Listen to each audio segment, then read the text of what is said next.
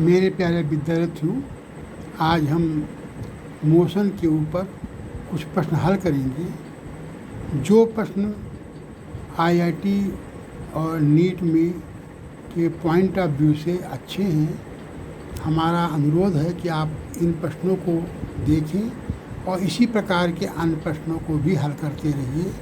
जितने ज़्यादा प्रश्नों को हल करेंगे उतना ही आपका कॉन्फिडेंस डेवलप होता जाएगा। तो पहला सिंपल सवाल है, एक स्नान घर के फव्वारे के छेदों से पानी फर्श पर गिरता है जिसकी ऊंचाई 3.24 मीटर है। समान अंतराल से पानी की बूंदें गिर रही हैं। जब पहली बूंद फर्श पर स्पर्श करती है तो चौथी बूंद गिरनी प्रारंभ करती है। बूंदों की स्थिति ज्ञात कीजिए जब पहली बूंद फर्श को जस्ट स्पर्श करती है। ये प्रश्न हमने अंग्रेजी को हिंदी में अनुवाद करके लिखा है, और अगर आपको कुछ दिक्कत हो रही हो तो अंग्रेजी का भी वर्जन ये है कि ये water drops from the nozzle of a shower on the floor of 3.24 metre below. The drops fall at regular interval of time. The first drop striking the floor at the stand floor one begins to fall and the position of drops when a drop just strikes the floor। तो विद्यार्थी, इसका हिंदी अनुवाद बिल्कुल गलत नहीं, सही है, और इसको चित्र बना करके हम दिखाया है कि ABCD हमारी 4 बिंदुएं ली हैं। ए पहली है, बी दूसरी है, तीसरी चौथी हमारी डी है। अब चित्रानुसार आप देखेंगे 2 बूंदों के बीच अंतराल मान लो T है, तो CD इक्वल टू हो जाएगा 1/2 GT स्क्वायर के। BD बराबर 1/2 G2T का होल स्क्वायर। AD हो जाएगा 1/2 G3T का स्क्वायर, जो समान अंतराल है। UV is equal to U plus UT, S equal to UT plus 1/2 GT square से। U 0 है तो इसलिए आपका 1/2 GT स्क्वायर ही सब में काम में आएगा। इसको हल करेंगे, 3.24 मीटर सब में बराबर है, तो 3.24 बराबर हो जाए 1/2 G इंटू 3/2 होल स्क्वायर। इसको हल करेंगे तो GT स्क्वायर बराबर हो जाएगा 0.72 को। जब GT स्क्वायर मिल जाएगा तो CD इक्वल टू पुट करेंगे वैल्यू, CD इक्वल टू हो जाएगा 0.36 metre, BD equal to 1.4 metre, AD equal to 3.4 metre. दूसरा प्रश्न है, घर्षण रहित क्षेत्र सतह के को माने कि XY प्लेन पर एक ट्राली A Y के समानांतर चल रही है। चित्र 1 के अनुसार स्थिर वेग -3 ms मीटर पर सेकंड है। किसी निश्चित समय पर रेखा OA के साथ 44 डिग्री कोण एक अस्थिर से बनाती है।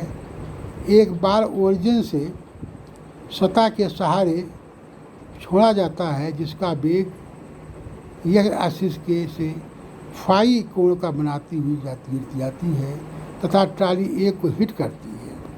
यदि ट्राली के फ्रेम से बाल के चाल को देखते हुए गणना करें कि कोण थीटा की जो वेलोसिटी वेक्टर की XY एक्सिस के जो इस फ्रेम से बनाती है, जो वेक्टर वेलोसिटी बनाती है, उसको हमें गणना करनी है।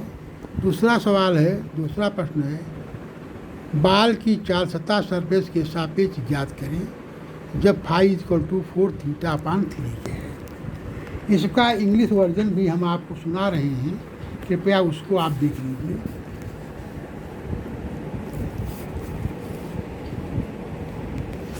ये इंग्लिश वर्जन है।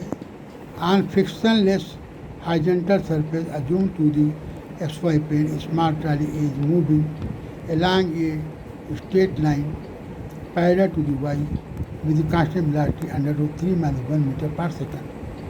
At particular instant of time, the line OA makes an angle 45 degree with the x-axis. A ball is thrown along the surface from the origin O. Its velocity makes an angle phi with the x-axis and hits the trolley. The motion of the ball is observed from the frame of the trolley calculate the angle theta made by velocity vector of the ball, find the speed of the ball with respect to the surface 4 theta by 3। इसमें जो चित्र बनाया हुआ है मैंने आपके सामने, ball trolley को हिट करती है तो वहाँ एक्स एक्सिस से 45 डिग्री बनाती है, थीटा इक्वल टू 45 डिग्री है और phi equal to 4 theta upon 3 है। तो इसमें थीटा वैल्यू पुट करेंगे तो फाई की वैल्यू 60 डिग्री हमारी मिल जाती है। तो ये हमारा चित्र जो पहला चित्र बना हुआ है वो हमारा 45 डिग्री का है। अब इस ट्रॉली पर से ही मुझे ऑब्जर्व करना है और एक जो है हम हिट करते हैं ओ ओरिजिन से।